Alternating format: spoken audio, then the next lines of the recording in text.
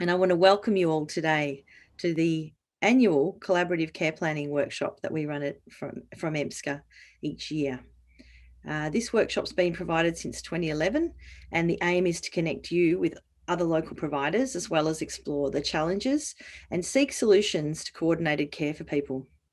And this is a really unusual environment for all of us to be providing an event, and we have had a bit of practice now, but please be patient with any technical glitches that might take place. We'll do our level best to make this a smooth experience for all of you. So on behalf of the presenters in this webinar today, we acknowledge the traditional custodians of the land on which we meet virtually. And for me and for my team, that's the Wurundjeri people of the Kulin Nation. And we want to acknowledge elders past and present and emerging, and Aboriginal and Torres Strait Islander people that are joining us here today. We welcome and celebrate diversity at EMSCA as we reflect the variety of cultures and communities that we serve. So the Alliance strives for true collaborative practice and a spirit of inclusivity for all. And we recognise that poorer health outcomes are associated with experiences of discrimination and marginalisation. We challenge the inequities in the development and delivery of health and community services. And also, because centrally what we do is about mental health, EMSCA recognises those individuals and their supporters who have a lived experience of mental ill health and the important contribution that they make to the development and delivery of health and community services. So thank you. Now we'll get into some polls.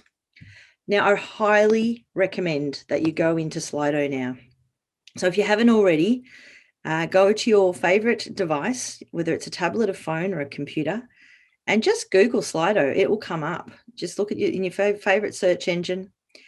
And when you get into Slido, you don't have to log in. You don't have to do anything. You just add the code CCPW, which stands for Collaborative Care Planning Workshop. Yes, hi. Is that somebody asking a question? That's okay. So we're going to do everything out of Slido. We don't really want people popping things into the chat in Zoom, particularly, because it's difficult to monitor. Now, if you really can't get into Slido, yes, please use the chat in Zoom. But otherwise, we'd really prefer that you put all questions into the Slido application. And you can do that. It's quite simple. If people are already putting questions in and you see a question that you would like answered or raised, then just like that question and it will come to the top for us, and we will make sure that our presenters answer that question for you if they can. The other thing is we're going to be doing some polling, and it's really great if everyone can participate in polls. It gives us a visual representation of how you're tracking and gives us some ideas from the whole group of participants. So, Brad, we're going to do our first Slido poll. You might have already seen it if you've gone into Slido already. Here we go. So 12 people have already logged into Slido. So go into slido.com, pop in the code CCPW, and you'll be on your way. So the question today is, which community or health service sector do you represent? So we don't want you to put in your service name, but rather your sector name. And that's beautiful. We can see we've got a large cohort of people coming from mental health today. We're representing homelessness, support for carers, Services Australia, which is our Centrelink, and I think it's Medicare as well. And correct me if I'm wrong there, Anna. And income support, Aboriginal health, fantastic. AOD, lived experience.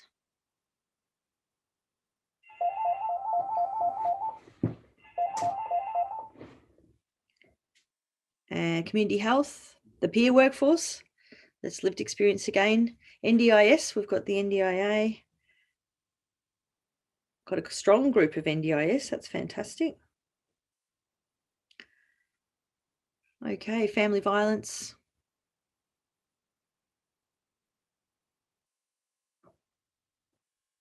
All right. So thanks for participating in that poll. And so for today, we'll be exploring the key shared care practices with you. Linda will be highlighting the main issues for carers as part of the shared care team, and Gavin will work with you in relation to information sharing practices. And here's today's team. So the EMSCA Implementation Committee is responsible for the development and delivery of all the EMSCA events. We also have the support of Brad Every from Live Streaming Services today. He's managing the Zoom, and here's a list of all those involved in providing, and we'll break out into breakout groups. We have assigned staff to facilitate the discussions with you, so that's the list there. You can see that we represent a whole range of organisations in the Implementation Committee, and you'll be assigned to rooms at 2 points in today's webinar. When this occurs, you do not need to move yourself at all, and please stay in your breakout rooms until you're moved back into the main room. So here are the Alliance Partner logos. You might see your logo on this slide. EMSCA aims to strengthen mental health and AOD service collaboration, coordination and system integration across inner and outer Eastern Melbourne for improved consumer outcomes. And EMSCA's vision is for people who experience mental ill health and co-occurring concerns and the people who support them to access responsive, appropriate and collaborative services to assist with the multiple facets of their individual recovery journey. So it's time for another Slido poll. So Brad, if you can pop the next poll up, I'm just asking you now, how often would you work with staff across sectors? And Tom, I think we need to move to the next one. That's beautiful. I just want to acknowledge Tom too, because Tom's going to be operating our Slido.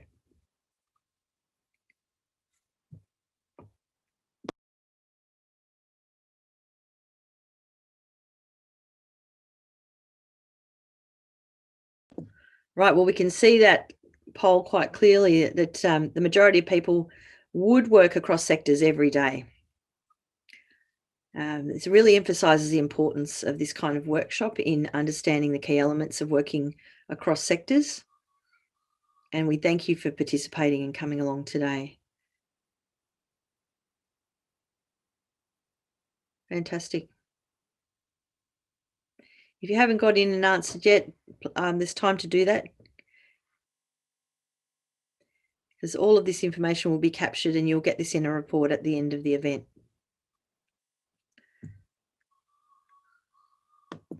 Little bit of on the spot research there. Okay, thanks, Brad. Moving along.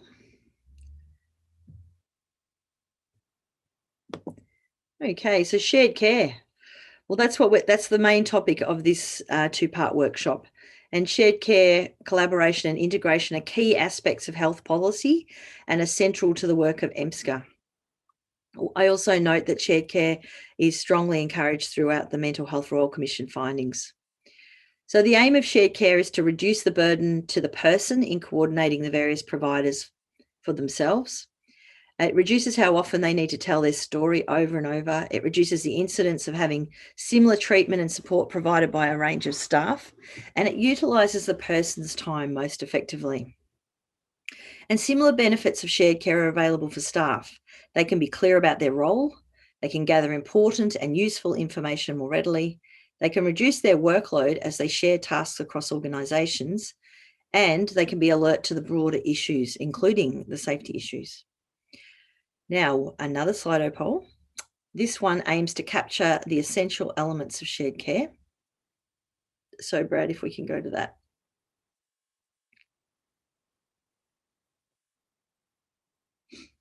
So, in a word, what do you believe is the most important element of collaborative care? Yep, number one, communication.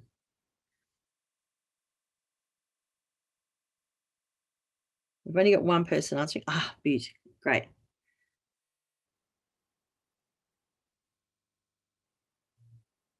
Continuity, cohesiveness, very important elements of shared care. Being client-centered, absolutely. Clarity, and I wonder if that's clarity of communication. Accountability, yeah, so being accountable to each other in the shared care team. Teamwork, strong partnerships. It all starts with good partnerships, absolutely. Respect, very important. One of the findings of our research was that often staff report that there is stigma across sectors. not just for clients and consumers, but also for staff. So respect is so important. Listening to each other, inclusiveness, and consent when safe, absolutely. It's good to see client-centered practice coming to the fore there, and accountability. Excellent. All right, thank you very much. So I'm going to move along. Oh, consistency's come up nice and strong. There we go. All right. So EMSCA examined what supports and what disrupts the provision of coordinated care for people with mental health and co-occurring issues in our region in 2019. And the recommendations emerging from interviews with 59 local staff, leaders, consumers and carers are depicted here. So we're focused on what we can change at EMSCA, so we're just looking at the recommendations right now, but we will be exploring more and more around the challenges in a moment. Consumers told us that they need a gentler environment. I'm just going to give you the whole picture. But we found that service navigation, standardised worker knowledge across sectors and a stable workforce featured strongly across the study cohorts. We have found that carers are often doing a lot of the navigating and that staff really need to support carers to navigate service provision, but that consumers may not be navigating, they're often relying on others to do that navigation. We found that without a standardised worker knowledge, it's difficult for people to make appropriate referrals. It's difficult for people to be able to assess adequately what's going on. And a stable workforce is essential. When we have lots of changes in staff across the region, it becomes very difficult to maintain those vital partnerships and relationships to enable good care coordination. And when we refer to a gentler environment, we talk about trauma-informed environments. We need to respect that many people who experience mental ill health have experienced also significant trauma, whether it's through our system or prior. So these are just the key elements that we need to consider going forward. Today's webinar aims to support a standardisation of worker knowledge, at least at the level of care coordination for staff who will in turn support consumers and those who care for them in a collaborative and coordinated way. Carers are vital to the care team, and we learnt from our study that carers often feel left out of the care. For this reason, we've invited Linda Watts to introduce us to the idea of collaborative care from a carer's perspective. Linda has been a mental health carer for 18 years with a vast experience of state and Commonwealth mental health and disability services.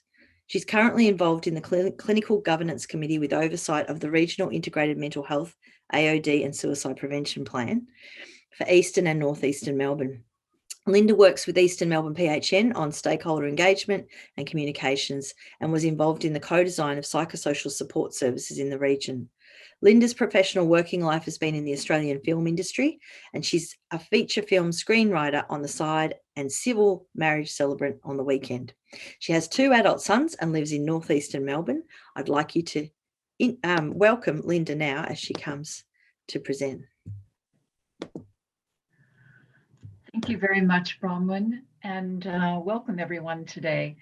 I'd like to first start by thanking everybody who's participating today and as members of EMSCA for the challenging work you've been doing throughout the pandemic and your commitment to the people who depend on your services.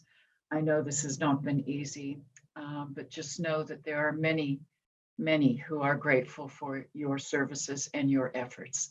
So thank you.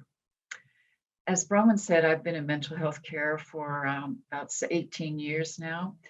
And I'd like to stress that these are 18 active years, accessing services, programs, initiatives, and now the NDIS. So my son hasn't gone in and out of the system. We've just gone deeper and deeper into it. And that means I have as well as a carer. There's really been no let up, no smooth stretch of finally arriving at a point where it all comes together and there is a seamless delivery of care. The constant is change. So I must say I have some concern even addressing a carer's perspective of collaboration.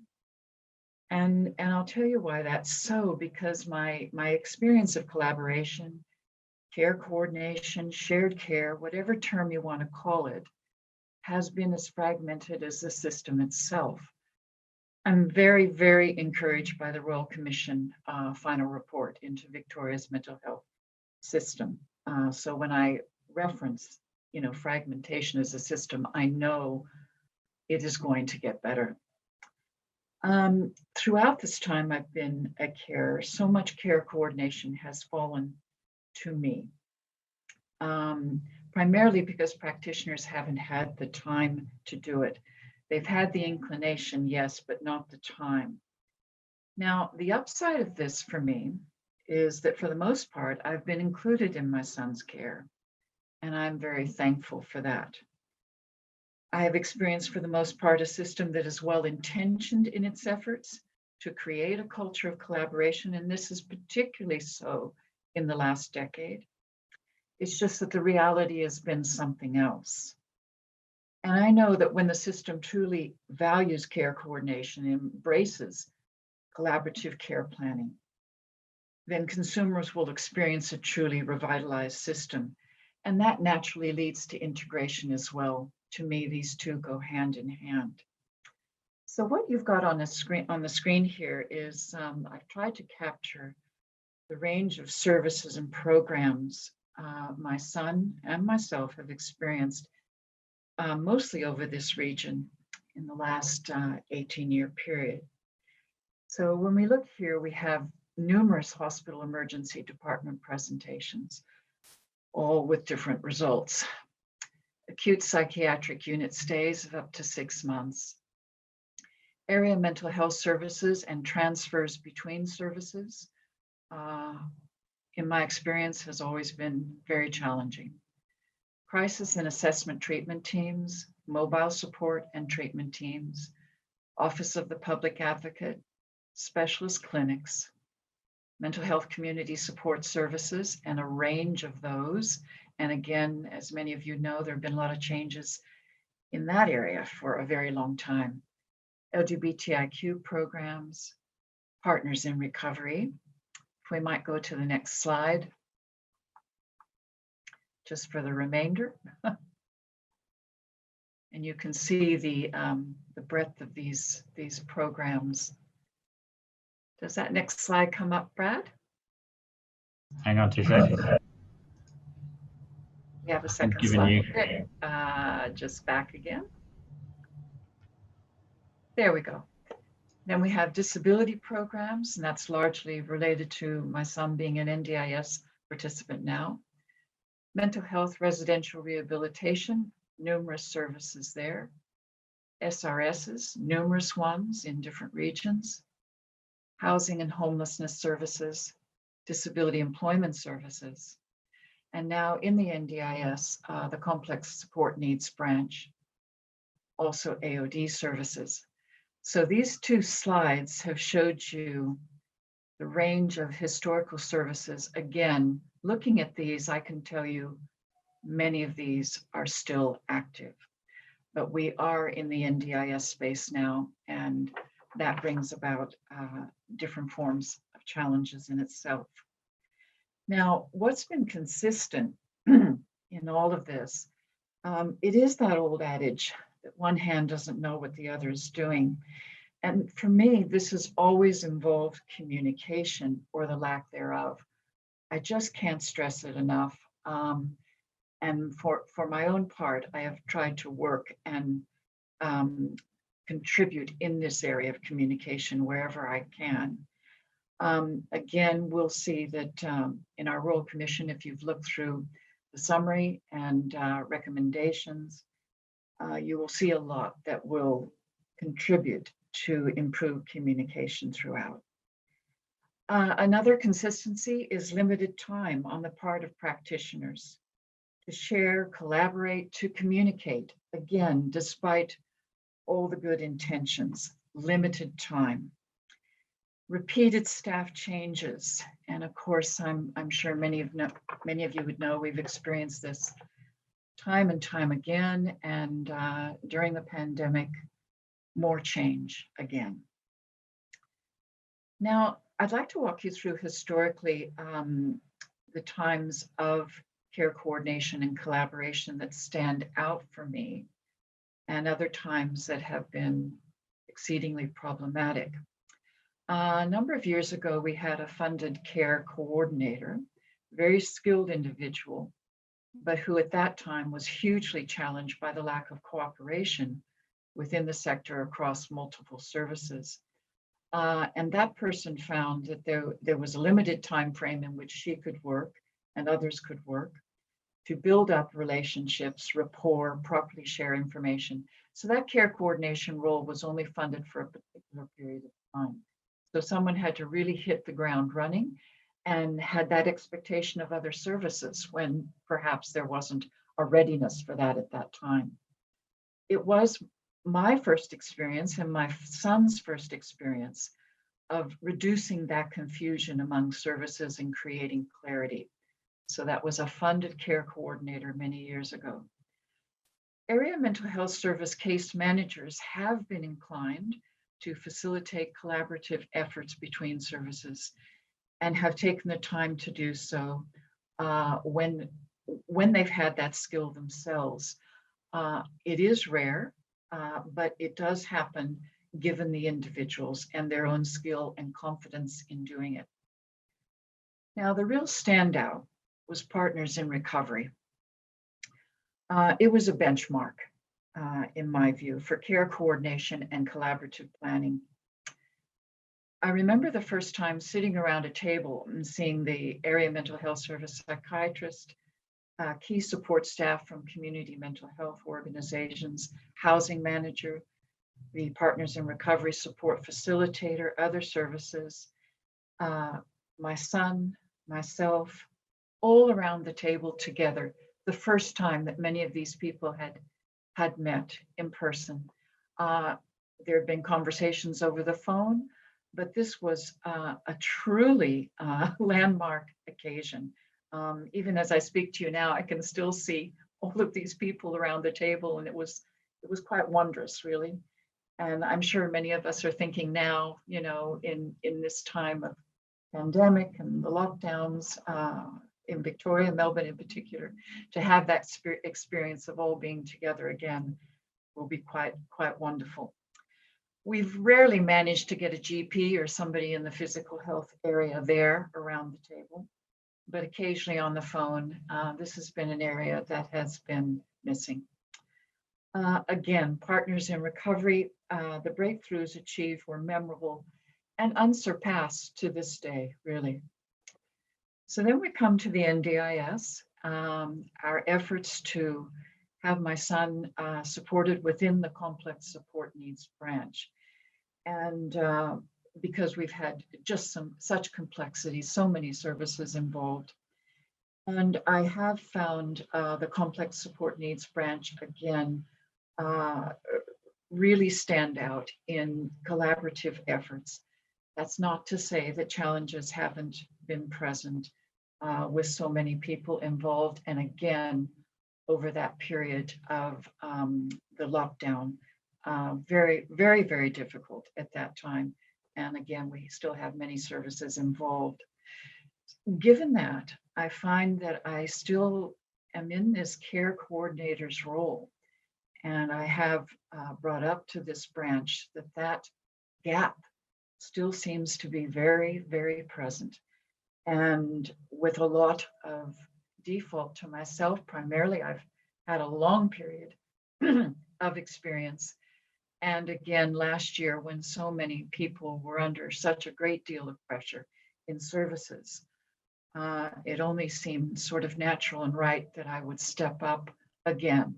But it has been difficult, very difficult.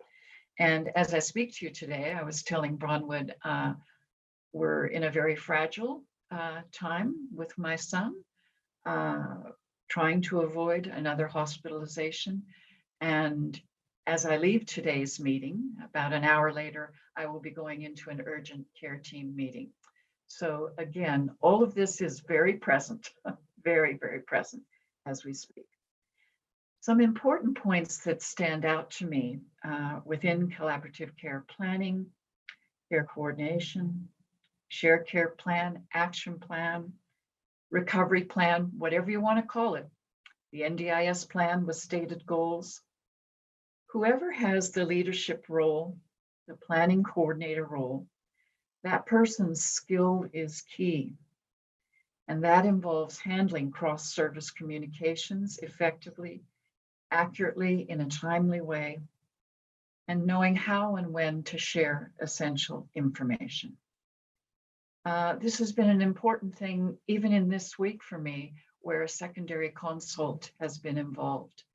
And that has brought us into new terrain again, what has been shared, what still needs to be shared, and how to make the secondary consult effective in this process. Workforce stability makes all the difference in effective care coordination. The consumer and carer gaining confidence and reassurance by being supported by a team that's in place over a sufficient period of time, so that recovery goals can actually be achieved. Another important area are times of transition from one program to another, one area of mental health service to another, discharge from hospital to home to a residential rehabilitation service, a transition into the NDIS, a transition into another area of the NDIS, complex support needs, for example. These transitions are often so fragile and seldom get the requisite attention. And collaborative care planning needs to be thought of as transition planning as well. So very important. Ensuring the accuracy of information presented along this historical trail, that practitioners note where there are historical inaccuracies, so information that's inaccurate doesn't get repeated over and over again, and then at some point all have to be cleaned up because it's been a long historical trail that has had inaccuracy. As part of this, I want to say something, and this comes out in all of your work, of course, is relationships, establishing relationships between services. When you know people, when you've built up that rapport, particularly when we've had such a long time of not seeing one another, rebuilding relationships in person if we can, or whatever means we are doing that.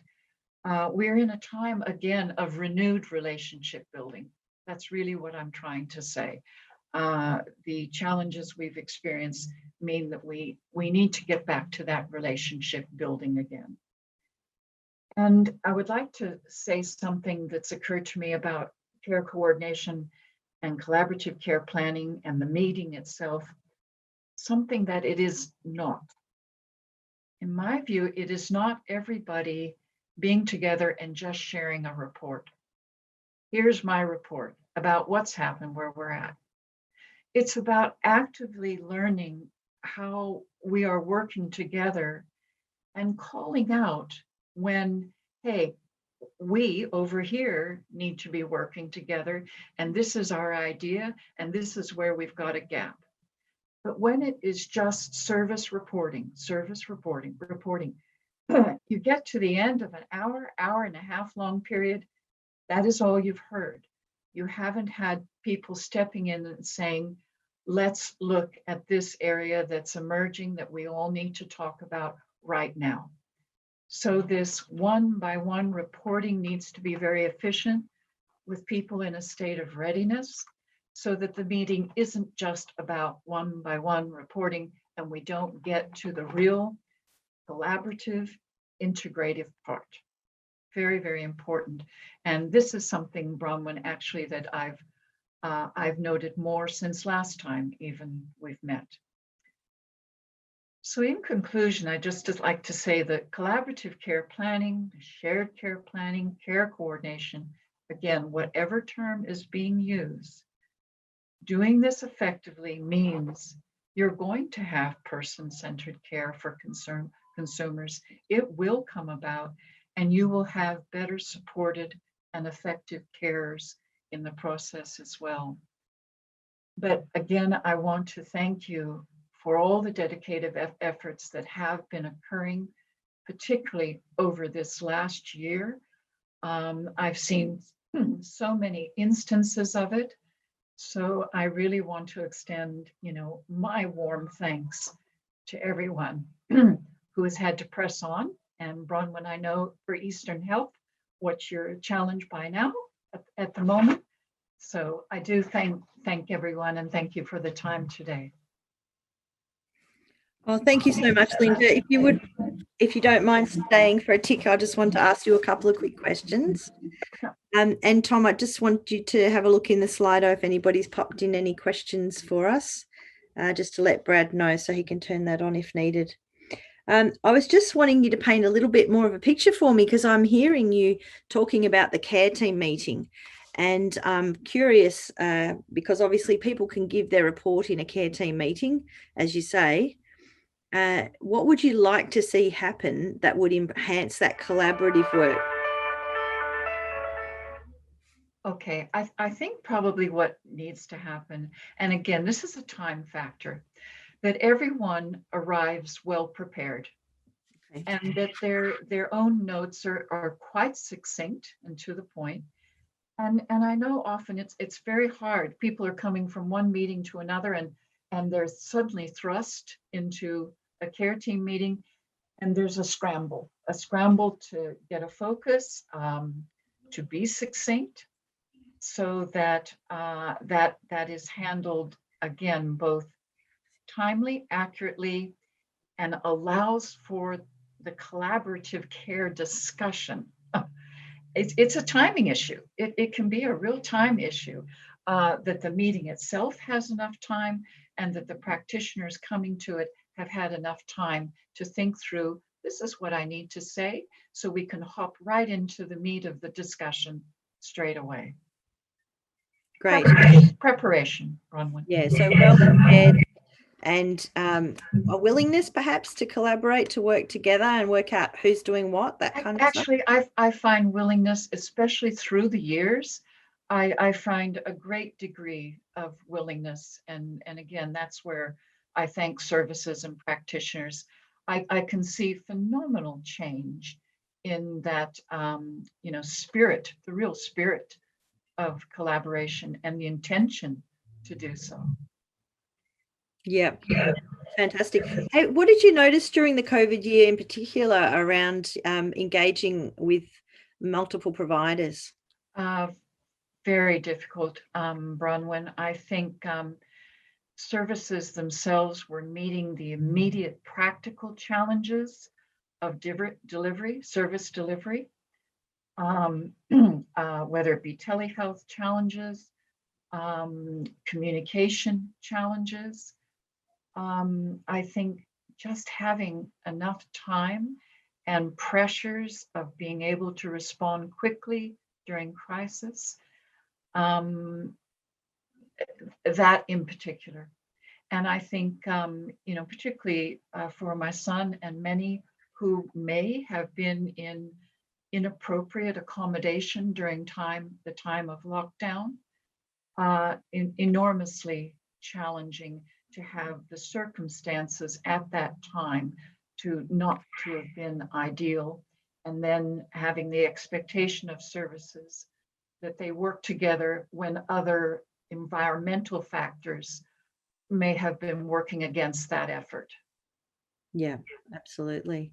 I guess it was unprecedented, as many people say, and that it was difficult for services to know how to do that. But at the end of the day, it's about the people that are getting that service, that need continuity, that need carers, that needing the continuous support through a very challenging time. I'd be very interested to hear of other carers, who were experiencing with the person they care for, transition that was occurring, housing or whatever, during that time of lockdown, because this is exactly what we experienced in terms of housing, medium-term term accommodation within NDIS, having a very short period of time in which our real estate market opened up. in between lockdowns in Melbourne, enormously challenging. Yeah, I think we're seeing a lot of fallout from that too now, Linda. Yes. And I know even in our situation, we are still meeting the challenges of that. Yeah. We have a question. So someone said, thank you for sharing, Linda. We just want to know the differences you experienced between PIR, or Partners in Recovery, and NDIS service coordination specifically. Yeah, that's a very good question. I think we had a longer period of time in the Partners in Recovery from its inception to really know, understand, and have that program do all it could. I think if we look at service or support coordination in NDIS, specialist support coordination, these are areas that are still being discovered and learned the best way to manage, not only within the plan itself, but just within the existing services within the sector. So you have plan challenges and administration within that, which can, I think, create quite a workload for a support coordinator. And I think, Partners in Recovery sitting in its own discrete way outside something like the NDIS, perhaps by the time it was really, really up and rolling, it was becoming quite innovative and well understood by practitioners, by carers, consumers, very well understood. We still have a lot of learning that is occurring in the NDIS space and will continue to occur, which is why a branch like the Complex Support Needs branch has been easing a lot of that, I find. It's good to hear that your loved one has the complex support needs pathway. However, I do believe it's a very small cohort of people that get that kind of support from the NDIA. And for those who are not aware, that means that the planner stays involved and they keep an eye on how things are going and they're always available. However, yeah, I do believe that's not the case for many people. And having advocated for the complex support needs pathway, I've had a lot of people not accepted onto it. Yes. The other new complication is obviously recovery coaching. Absolutely. Yes. And then, of course, we know about independent assessments within the NDIS for our future. These other elements, there was a lot of very strong advocacy that's been done. When I say 18 years of this, it's been 18 years of advocacy. Yes. Across many, many areas. Yes, indeed. So keep up the great work, Linda. It's really amazing to have someone who's so articulate and so able to point to the issues for all of us to learn. So we really appreciate your time today in sharing that with us. Oh, we had 2 more questions pop up just at the last minute. So while supporting your son through all his support needs, how did you manage the balance between being a carer as well as looking after yourself? I would say that is a constant, ongoing issue. Constant. And, when you look at the practicals of the basics, sleep and exercise, that sort of thing, of course, you've always got to be monitoring the basics. Certainly for myself, having other areas, Bronwyn said, my background has been in the film industry. It is a great passion of mine, remains so. So that is always there as a great love sitting alongside the day-to-day demands. Thank you, Linda. And it also, someone's asked, how do you manage your current limitations with NDIS funding when working with multiple providers? We are in that challenge at the moment That's what I can say as we work toward SDA, Specialist Disability Accommodation, and what that will mean relative to supports. This is an active area right now within our planning. Yeah, so you're weighing up, where to put the money. Is that what you mean? We will, as SDA is developed and the plan will be looked at again. Absolutely. Fantastic. Thank you so much for your time today, Linda. Thank you, Bronwyn, and thank you to everyone who, I know everybody is doing a stellar job right now. So thank you to all who are here. I'm sure you can hear the virtual clap right now.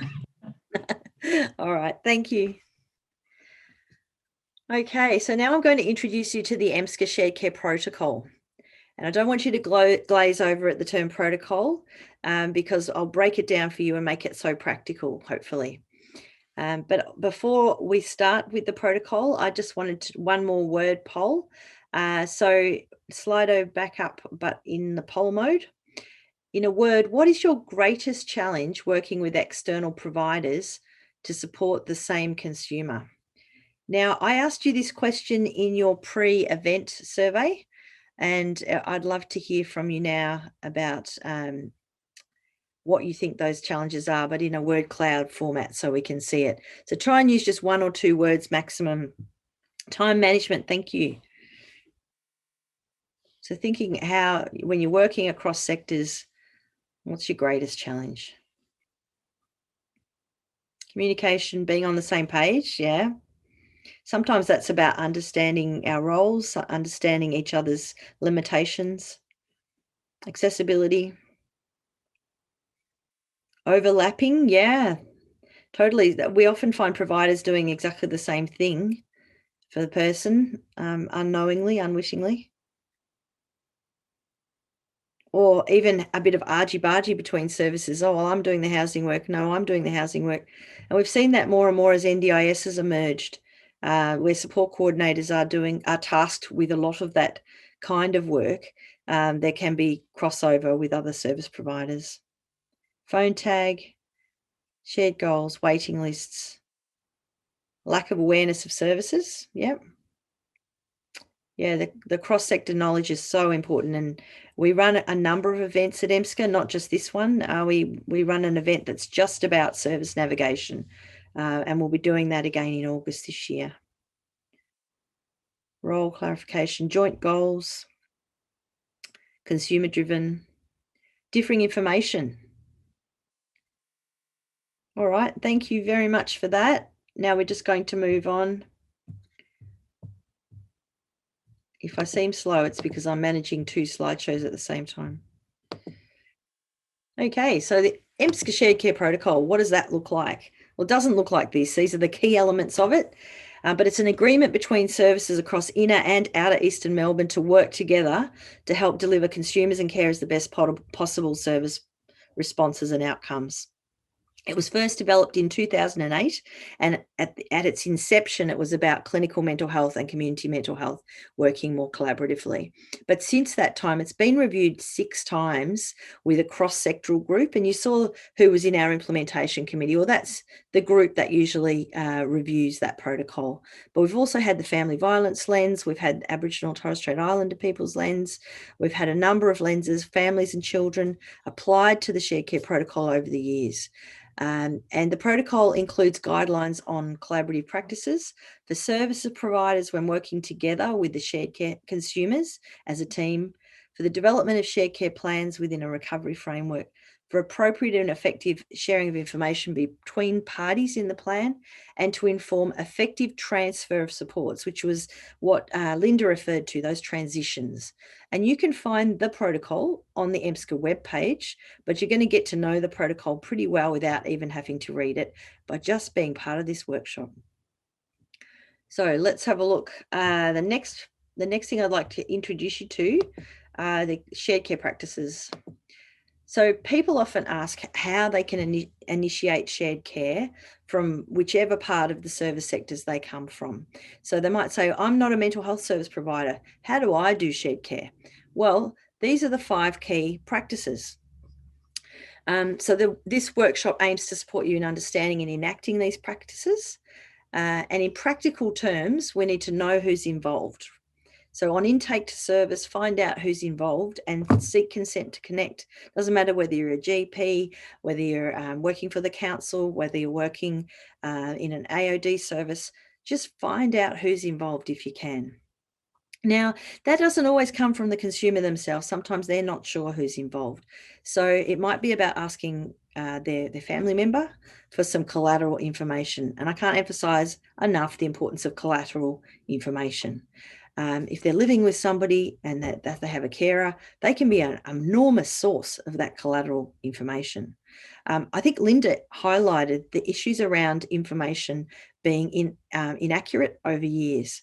And yes, as a carer, that is a really challenging to correct those inaccuracies. So if we can get it right, and often the carer is your best source. Gaining consent from people can involve a conversation. So taking care about what we share, when we share, and knowing when we need to share. But gaining consent from people can involve a conversation about how information is going to be used and how it will benefit them to share that information. So often it takes a little bit more time to get that consent with some people, especially if there's paranoia or they've been very damaged, there's a lot of trauma. You really might have to do a bit of work there at point 2. Point 3, once again, look at the whole picture and get that collateral information when you can, because you want to save that person from telling their story over and over and over. So there might be another service provider who's been really well engaged over a long period of time, and you might be able to get that story more accurately from them. Okay, number 4, identifying a coordinator is really important when you're working as a shared care team. So it might be the person themselves. Sometimes people like to coordinate their own plan, care team. It could be the carer. It could be the AOD counsellor because they're well engaged with that person. It could be their mental health clinical supports. It could be anybody involved. But just find out who wants to coordinate, who's best placed to coordinate, and who the person wants to be the coordinator. How are we going to get together? Work out how you're going to meet. Is it going to be email, online platforms, or in person? And exactly how is everything going to function? Are you going to share, minutes? Are you going to update the plan at each meeting? How's that going to work? And who's doing what? And always make the person the centre of that shared care team. And the carer needs to be involved as well. And that's obviously with consent and as appropriate. It doesn't always work. And then number 5, keeping the person and their family at the centre. So it's emphasising that point about the shared care team, but more so, what does the person want?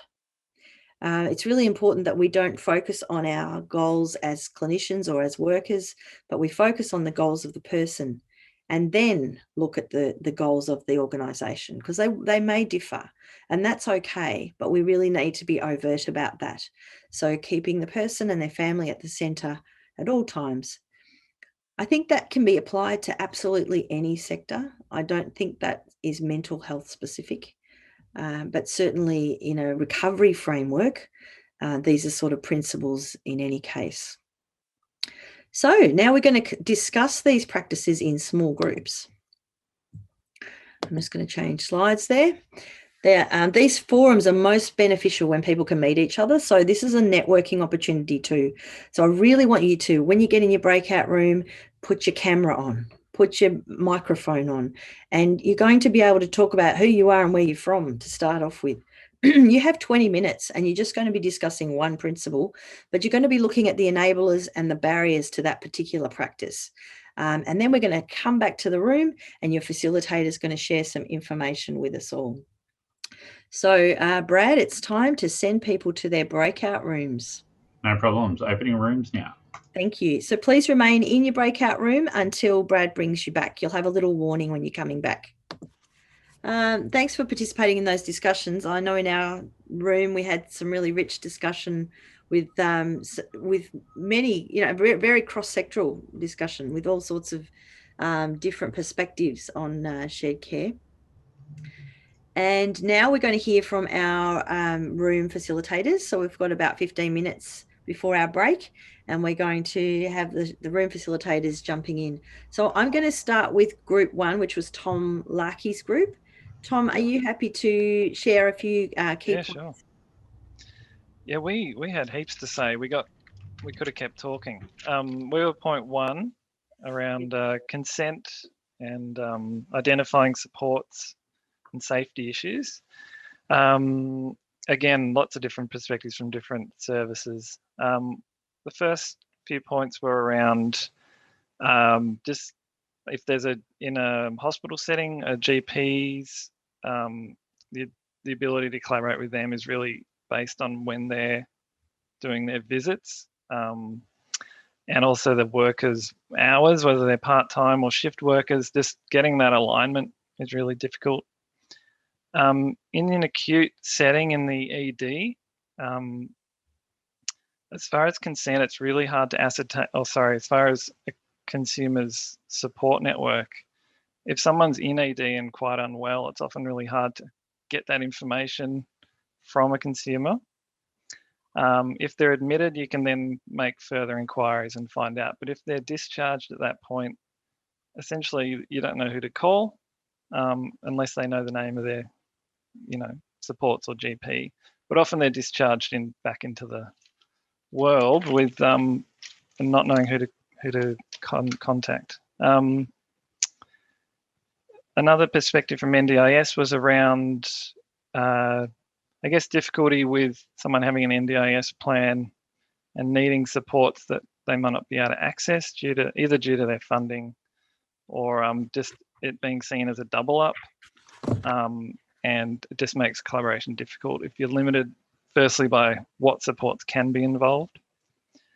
And the last point was around, again, consumers who are in crisis can be really hard to, work on things like consent if someone's in that state or not able to sign a form or understand a consent form.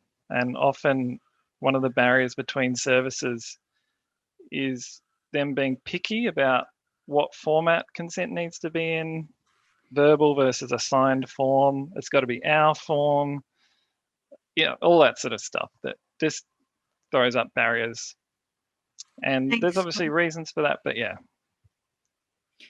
thanks, Tom. That's a great point. And I think consent becomes such a barrier. Gavin's going to talk a lot about that very shortly after our break. But that is a hot topic, obviously, when we're working across sectors, and that people may not know when they can share without consent too. Yes. So it's important to understand there are times when we can do that. Yeah. So also, when someone's in crisis in hospital, Tom, their family members are able to consent and to make those decisions for them. True. It was more if they presented by themselves. Yes. Yeah, good point. Or by police or, found intoxicated or acutely unwell state. Yeah, excellent point. Okay. Now we've got group 2 is Kate Clough. Kate, would you like to share? Yeah, thanks, Bronwyn. We would have talked more about consent as well, but the two areas we went deeply into was from an NDIS perspective, personal information in the plan, in particularly in the About Me section. So often there's too much info, maybe it's not appropriate, and there's not enough context, and there's a power imbalance in those situations and how widely they can be put around without consent. We also had an interesting scenario from the job seeking support sector, which particularly in South Australia, from this workshop participants' perspective, there's a known culture of disrespect for people's privacy and confidentiality, and that impacts on consumers, but also on staff. For example, there was 4 in 11 sites that this person attends where there isn't private spaces. Also, there was 4 out of 11 that there were private spaces to have very personal conversations. That's deeply concerning. So you had number 2, take care when you share. Did you talk about some of the circumstances you might have to share information or? We would have talked more about consent, Bronwyn, but we raced past that one. Going to come back to that, and we know we've got Gavin coming up, going to tell us more about that. So you talk more about rights? Yeah. Yeah, beautiful. Excellent. And putting safety first is a real key there. All right. Thanks, Kate. Moving on to Anna. Yes, hi.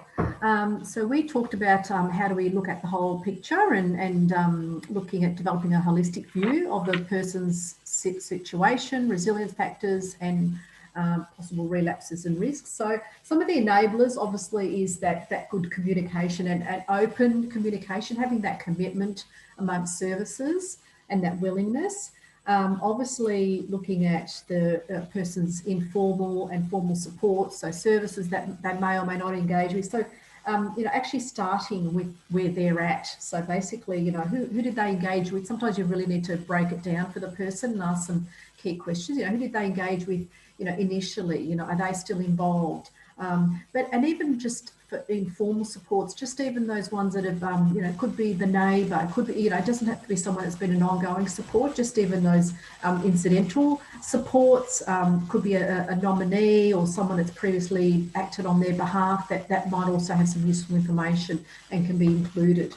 So we looked at, that self-determination. So obviously getting that consent for that from that person and the consent, but also self-determination. Who do they, want us to contact? But how do we continue to empower? One of the enablers is making sure that person continues to feel empowered.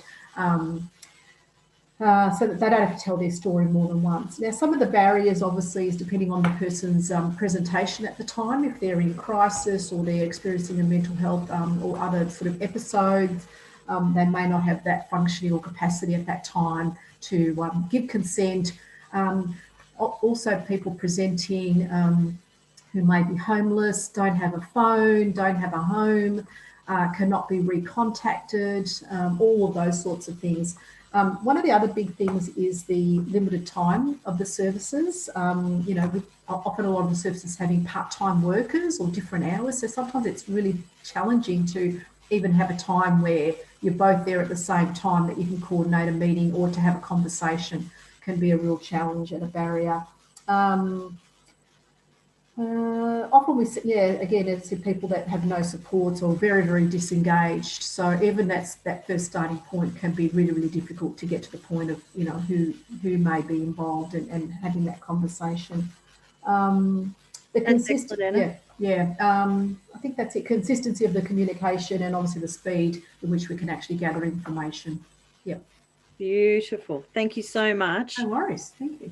We're going to move on to Faye just quickly for a couple of points. Yeah, well, we just actually sat with care coordination because of the importance of that role, and we looked at, the different people involved, and there was AOD, family violence, we put community corrections in there, and step up, step down care peer coordinator. And historically, an AOD service would look towards community corrections to be the care coordinator.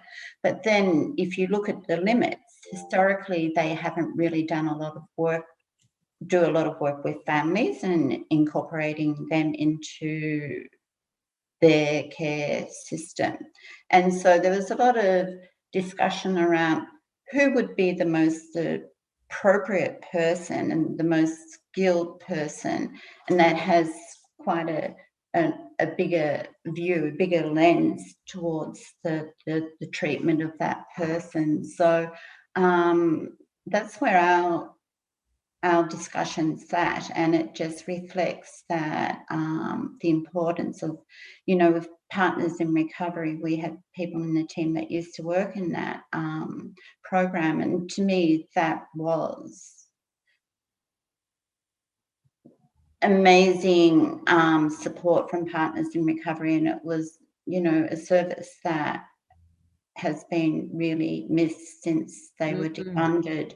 And it's, instead of having that gold service available now, we've got a really flesh out who the most skilled person is within that team and what their capacity and their time allows to fulfill that role properly.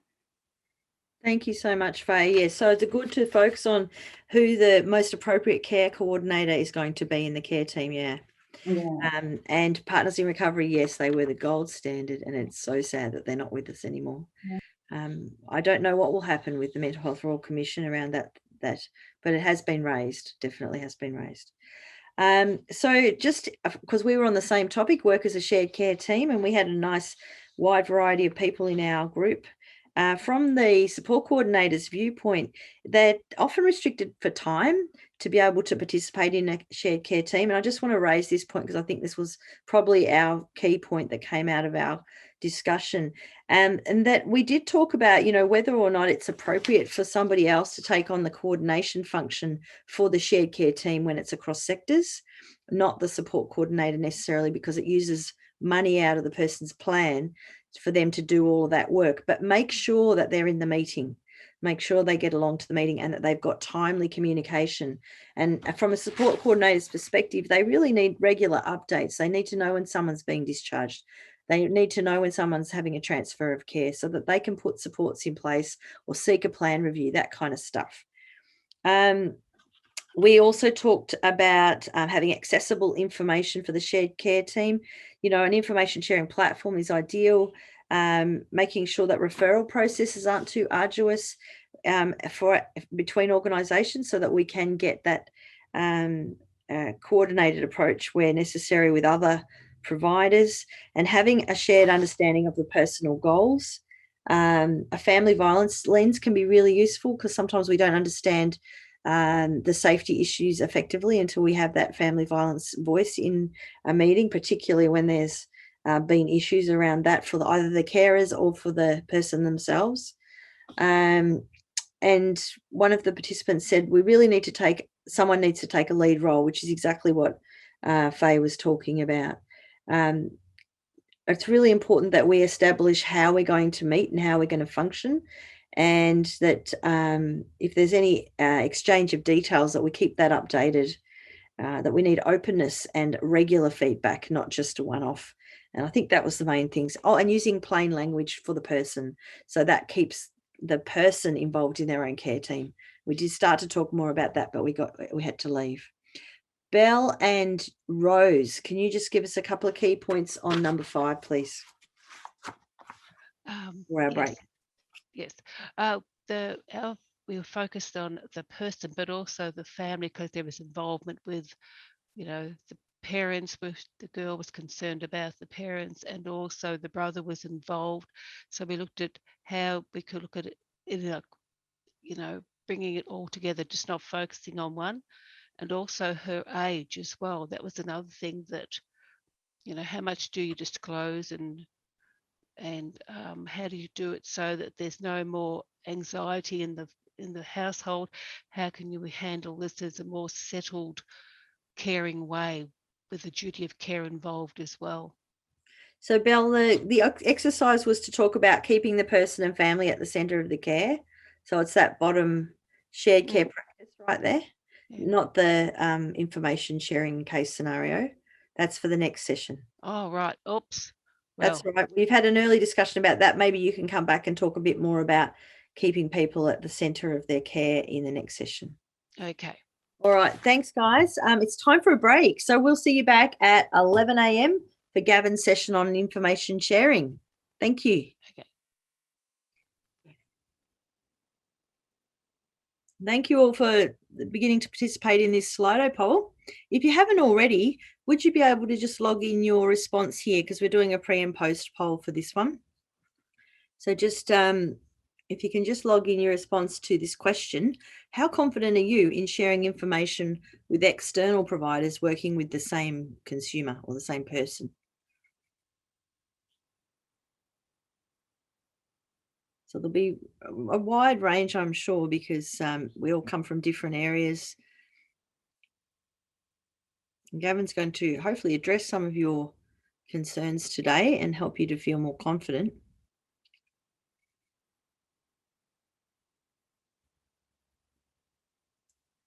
great. We'll just wait for a couple more people to log in. And while they do, I'm just going to introduce Gavin Foster. He's a registered nurse with over 30 years experience working as a nurse and a manager within mental health and alcohol and other drug settings. Currently, he's the manager of dual diagnosis and service development within the mental health program at Eastern Health, which incorporates the lived experience workforce, the mental health, social and emotional wellbeing team, families where a parent has a mental illness, which is FAPMI, forensic clinical specialists, the EMSCA project, and the Personality Disorder Specialist Service, and the Eastern Dual Diagnosis Service. So I'm going to hand it over to Gavin now, and thank you. You can keep putting in your answers. We're collecting all this information, so if you can just keep logging into Slido while Gavin's speaking, that'd be great. Thank you. And don't forget to go to the Q&A function and ask him some questions through that too. All right, thanks for that, Bronwyn. Hopefully, it was good looking at that Slido poll actually. So it looks like there's some pretty good levels of confidence in here too, but also some folks who might benefit from a little bit of support and growing their knowledge. And for me, the important thing about information sharing is actually understanding the rules around information sharing.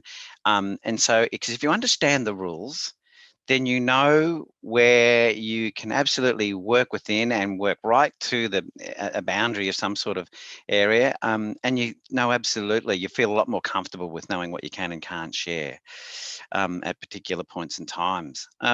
So within this, I just want to start off by talking about why we share information. And obviously, as we've been hearing, it's important about collaborative and integrated care and providing the best kind of experience for people. But most importantly, and I've had this said to me quite a number of times by consumers, is that they actually want services to work together. And so I think that is really important around the sharing of information. And and one of the main reasons is that they actually, as much as possible, want to reduce the retelling of their stories. So they're happy if services have kind of got a little bit of information and done a bit of pre-reading before meeting them. And incredibly important is this one around reducing risks of harm to an individual or to others. It's a really important aspect, which we'll talk a little bit more about. Not sharing information, well, that causes problems largely for our services, for us as services working together, in that staff regularly identify non-sharing of information as a barrier to service collaboration, and obviously can do things like not make people feel like they're not trusted, or not wanting to trust other services, and so it can hinder partnership conversations, particularly if that's sitting there in the background. Not sharing information can also have an impact on the recovery process for individuals, and can have major impacts on families too.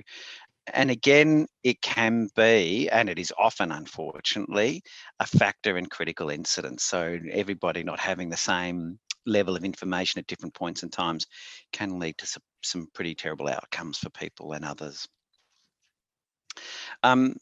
And often it's related to a lack of understanding about what is reasonable to share, and when is it reasonable to share. And I have a lot of conversations with staff from within my own organisation, but more broadly across some of our partner organisations too. Just a brief reminder, and you've been talking about the EMSCA Shared Care Protocol, and I think what's good about having a more detailed read about the EMSCA Shared Care Protocols, it does help with outlining some of the guidelines around shared care practices. And I think one of the important things that it talks about is ensuring consent to collaborate is obtained. And there was also that one that people have been discussing around holistic information. It's also important about the time to kind of make sure that we've got timely and relevant access information. So what was important 6 months ago may not be important now, but there might have been something come up in the last 2 days. And obviously there's that issue about respecting the rights of the consumer and their family and children. So our responsibilities, well, all of us, we all start from this position And this is for all of us, even just within any aspect of our health or our data, that privacy is our legal right. It's a legal right for every person that's sitting as part of this forum, but it's for every person that we work with and support. So where that leads us to is that, and this is kind of one of the conundrums where we can get a bit caught up already, is that as employees of organisations, we start from a legal position of don't disclose, unless you have reasons to disclose.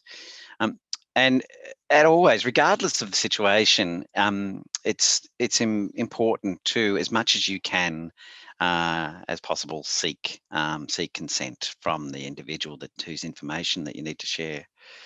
The other part about it too is that consent, it can always be withdrawn by the consumer at any point in time if the consumer becomes concerned about how the information is going to be shared. So yes, it's generally a time limited process, which is really important when you're developing any shared care documents, that the consumer and maybe carers are part of, that they're aware of that, and that's why it's important that they come back and be reviewed. So being a mental health clinician for quite a long time now, my practice over the years has been guided by the Mental Health Act, and this is one of the areas that people often struggle with, and it's had to be made quite clear within the Mental Health Act that we can talk to carers and nominated persons for reasonably required information to support a caring role. And so that's actually the section within the Mental Health Act of 2014. And so it's important that, if we have people involved in the care of a consumer, that that we may need to, as a mental health service, need to share information to ensure that we're doing aspects of our job in working with the person, whether that's managing risks, or supporting others to be safe. And it's also about acknowledging that as carers, whether it's from an inpatient unit or from an emergency department, that there are people going to be providing support, and they need to know what's going to be helpful in supporting their person. They don't need to know all the details of the conversation, but they need to know, what sort of care that they can be expected to be providing.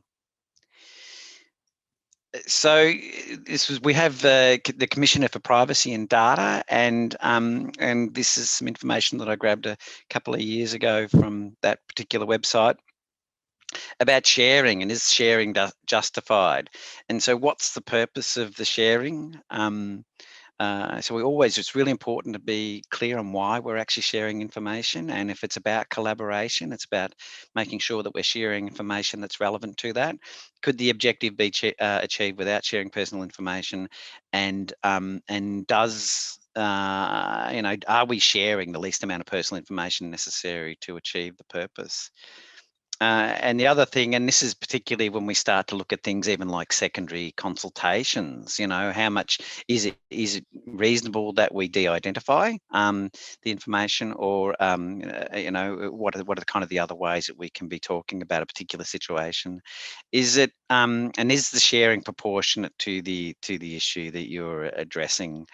And for me, it's I think an important one that's come up actually is around handovers, and particularly staff from external agencies attending our handovers.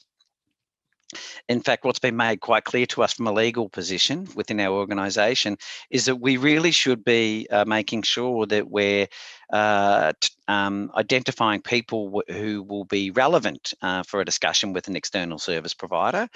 So, for example, if it's an alcohol and drug service, that we would be identifying people who may have an alcohol and drug problem, and then once we've kind of worked through that list, then it's actually not relevant for a person to be sitting in our handover meetings. And so that's something we've needed to be really quite clear on recently.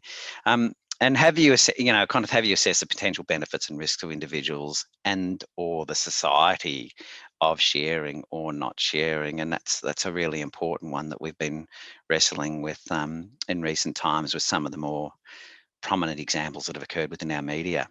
So we have a number of legal frameworks around information sharing, and this for me is when I talk about knowing the boundaries and knowing the rules and how we work with them. These are the kind of things that we really need to make sure that we're aware of. And talked about the Mental Health Act. We've also got the Health Records Act and the Privacy and Data Act, which can oversee just about all information that we give to particular agencies, whether they be health or otherwise.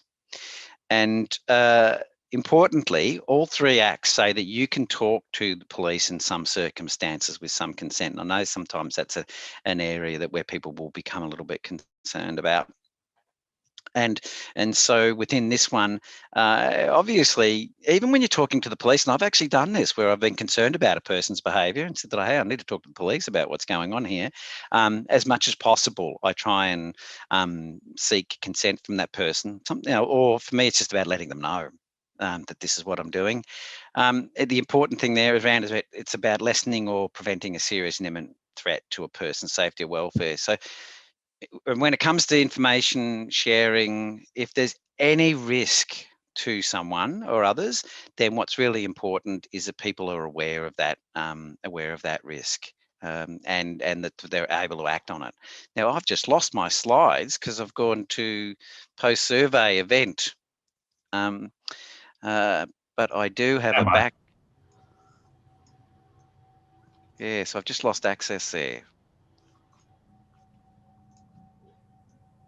It's all right. He'll sort it out. Fantastic. Good. Back on track. I was going to my backup, but that's good. We're back on track. So I just need to make sure we're up there. Yes. So, thank you for that. So so that's the important thing about lessening any serious risk. And we're going to talk about a couple of frameworks that have actually been introduced to help us be more clear about that. And then this is also an interesting one. It's, about complying with occupational health and safety laws or a warrant or a subpoena from the police. So another really important one, certainly for me as a nurse and that I've had to use over the years, is around the mandatory reporting. And that's where we've formed a reasonable belief that a child is at risk of harm. Then I am, and along with medical practitioners, midwives, or teachers, are required to report that and make sure that children are kept safe.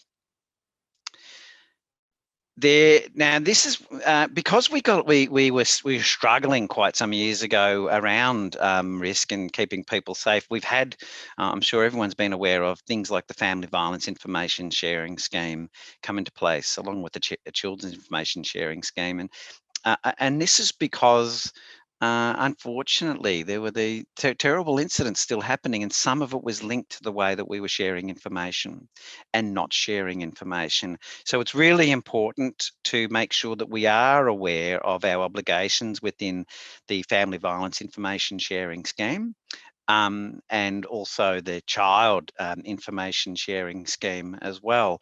And we, within these,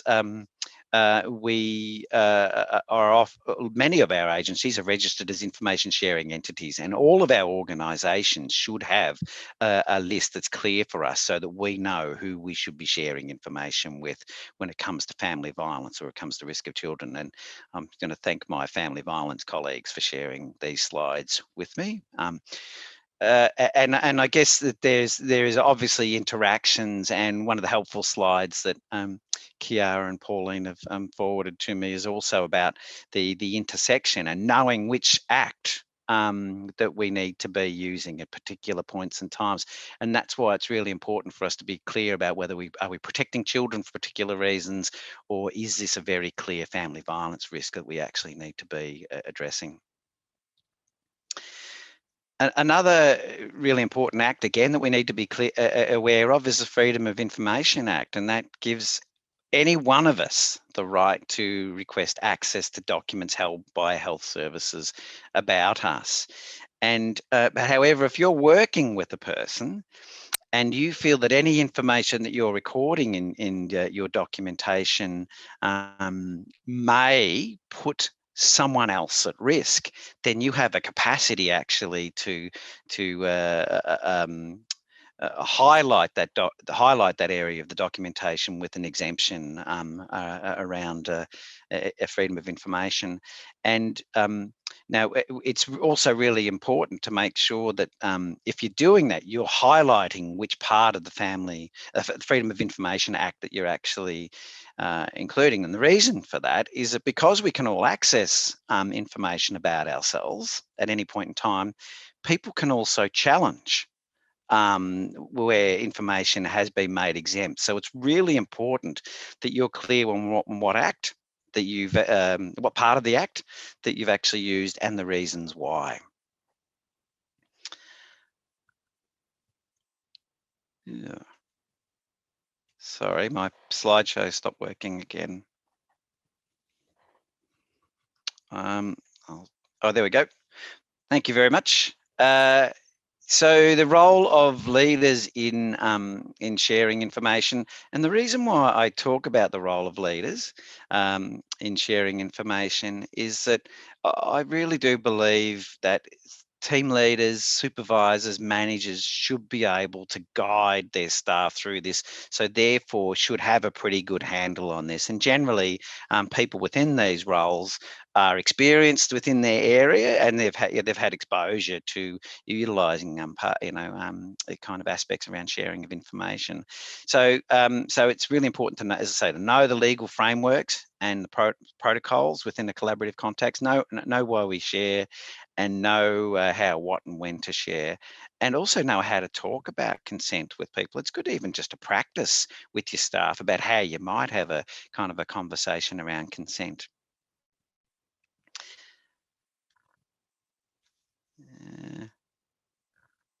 Okay, whoops. And the other part too that I would say is that we need to know what our organisations need to make information sharing. So if people are still at all confused or uncomfortable with it, make partnership agreements around working together, or MOUs. Get something that supports your team, supports teams to work together. So for me, in terms of sharing information without consent, it's about duty of care. Is there a safety issue that we absolutely need to be addressing? Is it necessary? What are the risks to others that we need to be considering? And also being clear about how much consent, it's a bit different, I guess, talking about whether a person's at risk of harming another person as opposed to, kind of an interest or a hobby that they like to be involved in. So I think it's really being about clear of that. It's also about the age of the consumer, because obviously, if they're children, that might bring into parents or guardians. Keeping consumers informed as much as possible, having a conversation with them about that. But obviously, again, it's about making sure that we're not putting people at risk. So if we're having a family violence conversation, or a child, a kind of a conversation about child, or even an elder abuse. Actually, if I was having a conversation with someone about a situation around elder abuse, we don't want to go launching into things and telling everybody what's going on if it's going to make the situation worse. So we really need to be clear and careful about how we're having these sorts of conversations on some occasions. And again, I've got to making sure that we're reviewing the collaborative arrangements.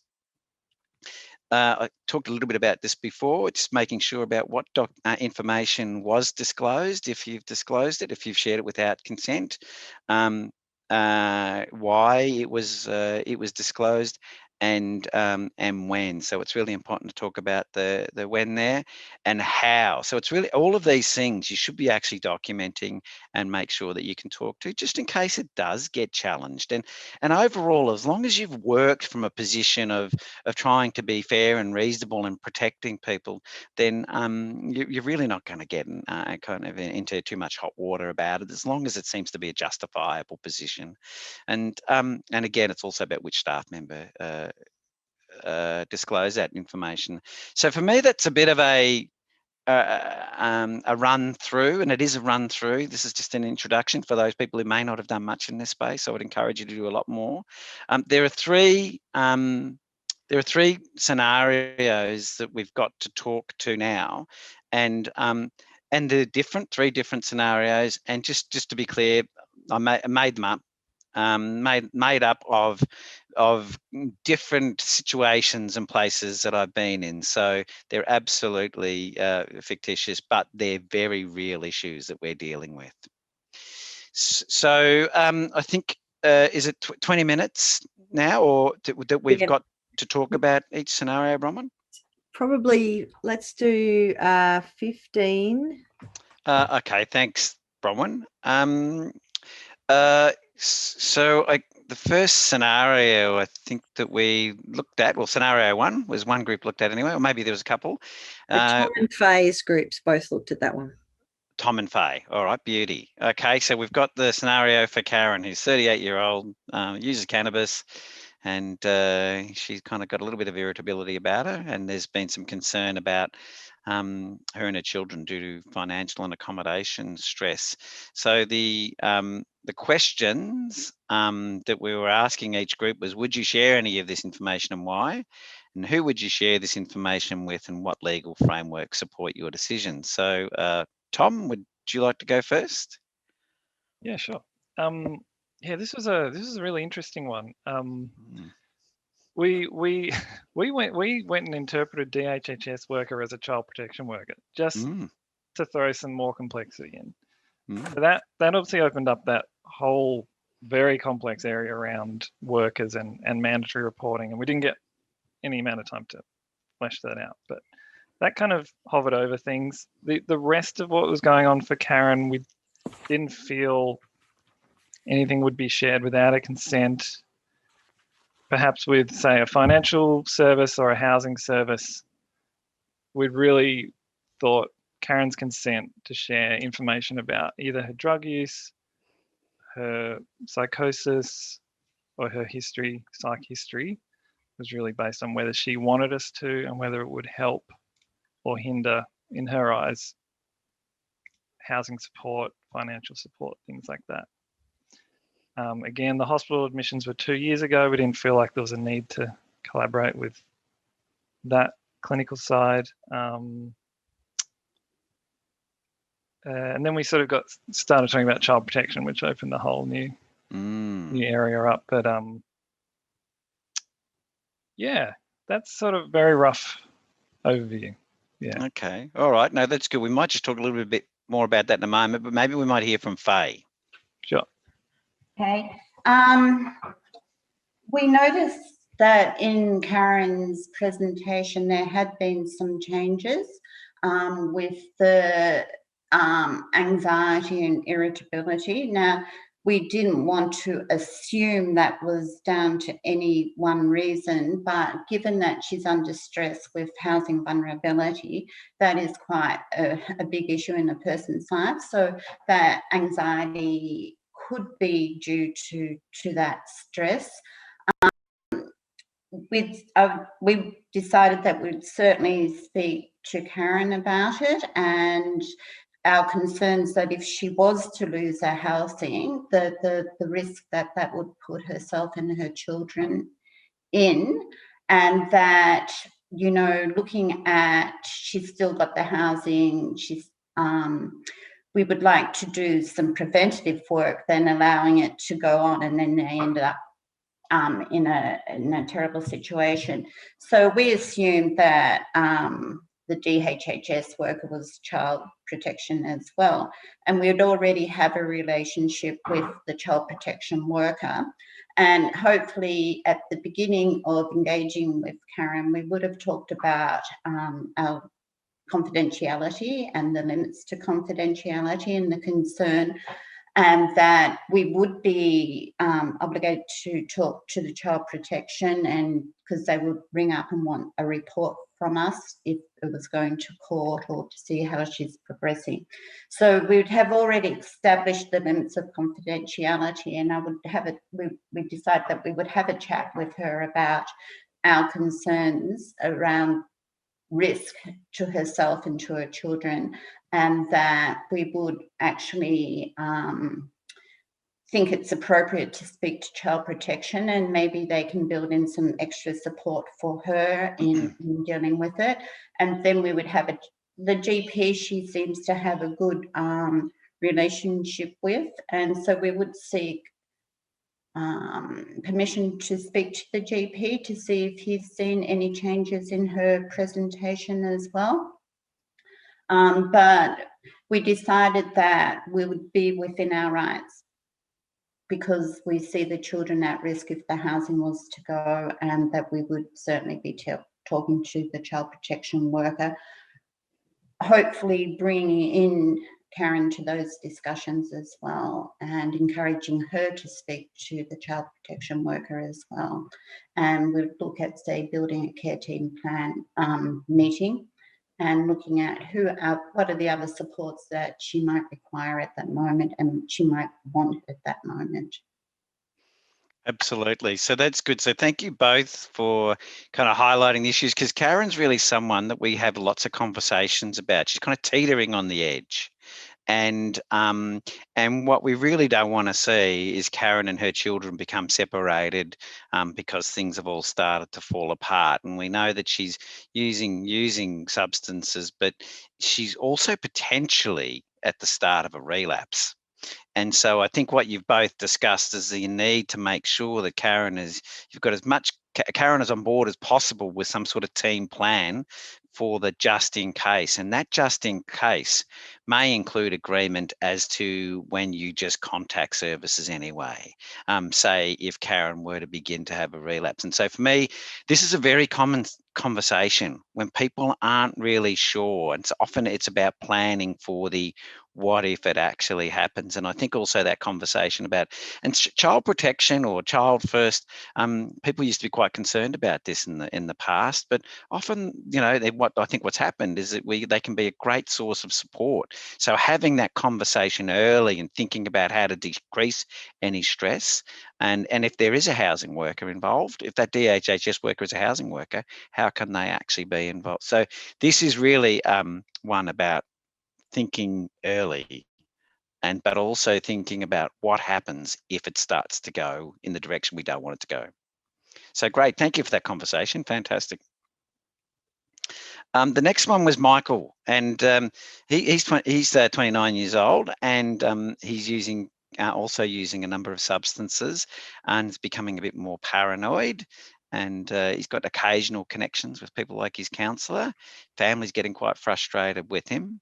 But the big issue for him is that he's becoming increasingly paranoid towards a family friend and has disclosed to you as an AOD counsellor that he's planning to cause him significant injury. So who were the groups? Sorry for that. We've got Kate and Anna. So Kate, if perhaps you'd like to start off. Thanks, Gavin.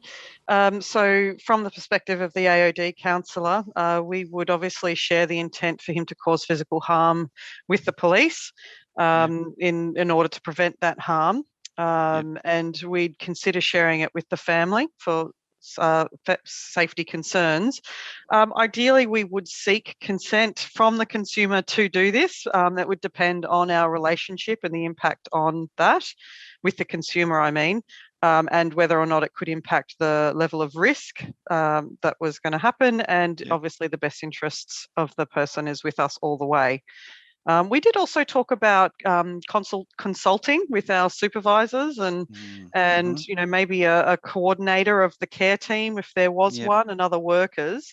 And then in a de-identified way, we might take that to a secondary consultation, say an external supervisor, for example. Yeah, absolutely. Thanks very much for that, Kate. Anna, what was your group's take on it? Yeah, look, very, very similar. And I think we sort of, talk to your supervisor, to your manager, consider what your organisational protocols are in this situation.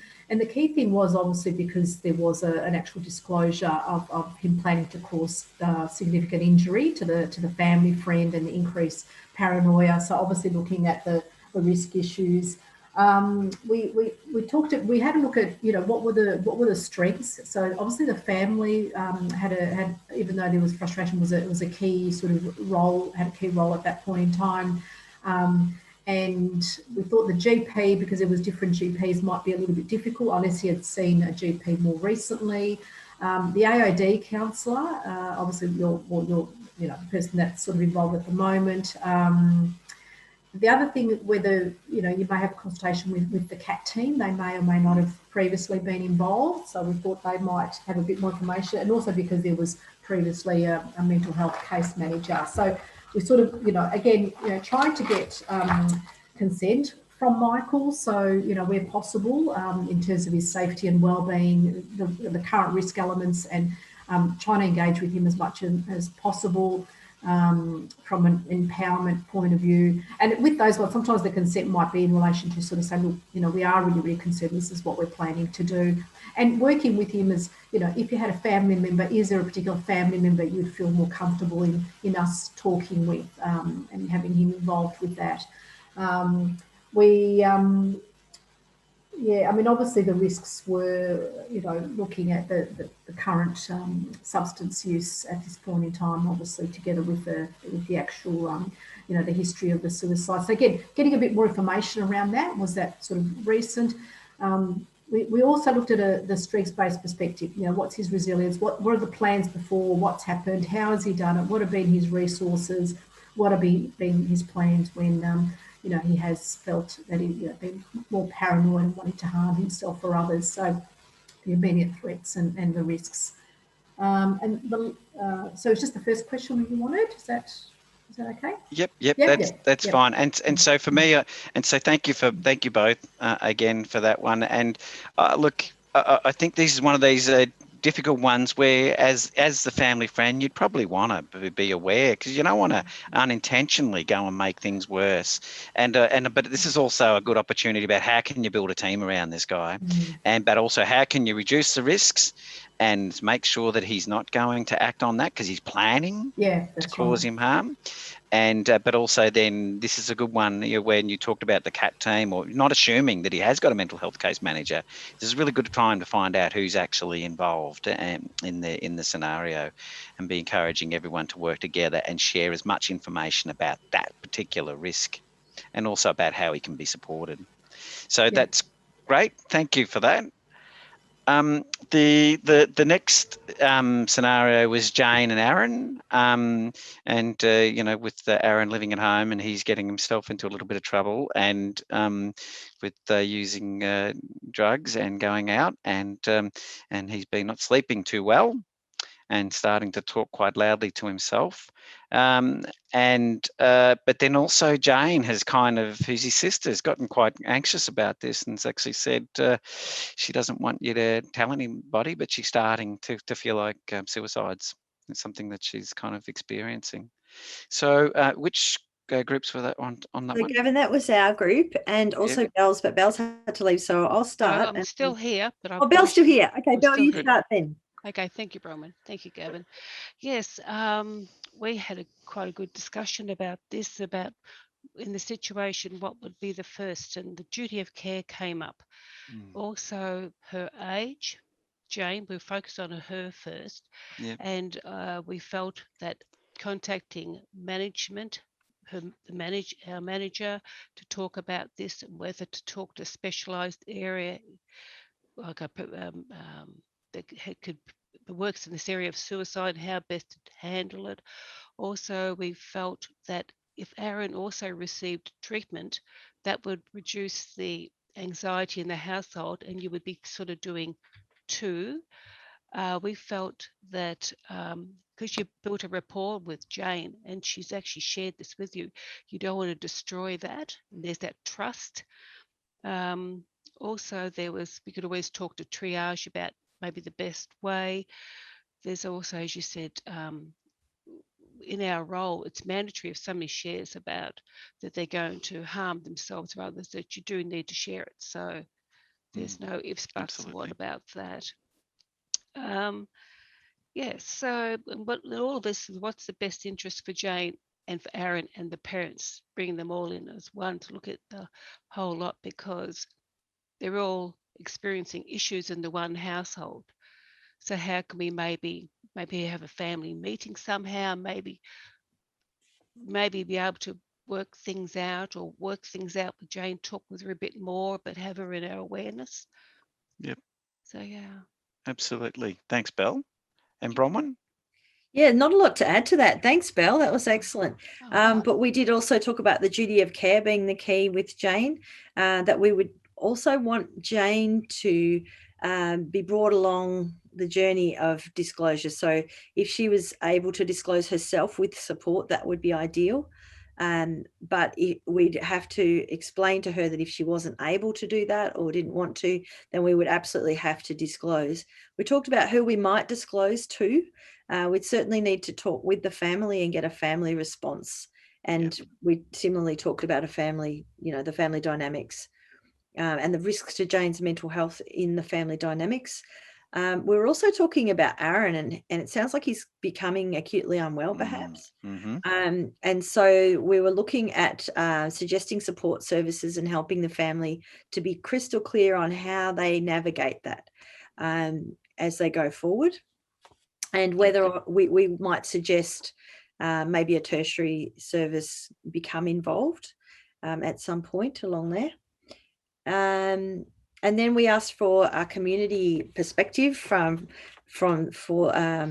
social emotional well-being for Aboriginal people, if these people are Aboriginal. And so we had Lisa. She was able to talk about the shame and people being turned off services altogether. And also that some health professionals are also part of community, and that can be actually a barrier for them, because once they know that person and if they disclose, then that can become part of the community dialogue, because the community is really well connected. Absolutely. So we talked a bit about that and some of the stigma in particular that might be around these particular issues for community. Oh, absolutely. And so I think you've highlighted, well, there's quite a few things you both highlighted there, but certainly that cultural aspect and making sure that if it is in the case of Aboriginal people, that we're appearing, we're doing our best to be a culturally safe organisation and being an organisation that people would want to share information with too. So I think that that's a really important point to raise. I think really just making sure that the parents know what's going on, and I think that and mental health services, and so particularly for Aaron, but then also making sure there's conversation happening with potentially a GP, maybe counsellor involved for Jane, for Jane as well. So it's quite an interesting loaded scenario, but again, it's not an unusual one for families. I've heard of these stories a few times. So I think that's about, it's bringing us to a close there in terms of that. I'm not sure, Bronwyn, if there's any other questions or conversations. Is there anything, Tom, in the Q&A today? Yeah, there's one question. If Brad can get that up. Are you able to pull that up for us, Brad? Okay, so consumers don't always want services to work together if they experience paranoia, for example. How do you balance their rights versus meeting the needs and safety considerations? That's a really good question, and one that I've certainly dealt with. I guess it's really coming back to that conversation with always, yes, the aim is to try and work with people with paranoia and to build as much trust as you can, but also to be quite clear with them about when you might need to seek assistance or support, and that you work as part of a system and services as well, and they need to know that. In fact, it's that kind of level of openness which is really important for people with paranoia, because if you in any way kind of look like you're supporting them to not work with others, or to keep them to be in any way looks like supporting their kind of broadening of paranoia, then actually you can get yourself in trouble too. So keeping it as open as possible and letting them know that actually you might need help as opposed to them. Yeah, that's great. Thanks, Gav. All right, if we can go back to the slideshow so I can bring it on home, that would be excellent. Thank you so much, Gavin. That really was a very rich conversation. And I mean, I'm sure we have all learnt a lot about some of the policy around information sharing and considered some of the key aspects. So thank you. Cool, no worries. Okay, so Brad, if you can just advance the slide. I don't know if I have the ability to do so. Keep going. Beautiful. So I hope you've all enjoyed the workshop today, and just a reminder that effective and timely information sharing is such a vital element of collaborative care and support. And we did see communication come up as a top issue. I'd like you to take a moment now to complete our feedback survey. And if you're heading off quickly, please just remember to go into Slido and complete that post-event survey for us, because your feedback is so vital to enabling us to deliver quality events. Next week, we're going to be working together on a cross-sector plan. It's going to be led by Eleanor Jack, who has a lived experience and a personal story to share with you. And it's sure to be a really enriching experience. So please get along Tuesday morning, similarly about 9:15, log in. We'll start at 9:30, and we'll also be doing the solutions generator. So we'll be bringing all these challenges back, and we're going to feed them into the solutions generator, and we're going to see what we come out with. And then following the whole event, so the 2 parts, you'll have a collated response from everybody. So I'm hoping that'll be useful to you too. Just next slide, please, Brad, very quickly. So I just want to acknowledge that this event has been developed and delivered by the EMSCA Implementation Committee members. I just want to thank all the crew here today, and I want to thank Tom Lucky for moderating the Slido for us, Brad Every for delivering the webinar, and Eastern Health for providing the funds to do this particular event. I also want to thank all our speakers today, particularly Linda Watts and Gavin Foster, for their terrific presentations. I'm sure you've benefited a lot from it, and I know I have. And I am looking forward to seeing you all next week. Can you advance the slide one more time, Brad? And this is the EMSCA webpage. So if you haven't already been there, this is on the Eastern Melbourne PHN's page, and it includes all the shared care protocol and everything that you might need. So thank you all for coming, and I'll see you next week.